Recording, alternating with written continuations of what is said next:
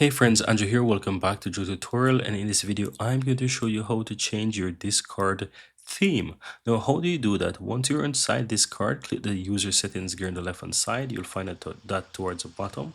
Scroll down to where you find appearance. Click on that, and from here you'll find a section called theme.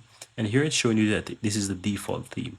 But I can go ahead and I can change this to whatever. As you can see, I click between a few of them and I actually change them, and you can basically change these, and under each you can see that if you have, for example, nitro, you can change the colors and you can make things much nicer the way you look. You can also click the sync option, and this is going to sync it to your computer. So if you're using dark mode, then it will sync to dark mode, or you can just basically change these to whatever you want. This is what it comes with, either white or that color, so you can easily go ahead and change the Discord color to your liking, and that's how you can easily go ahead and change the theme on Discord. Very easy and very simple, guys.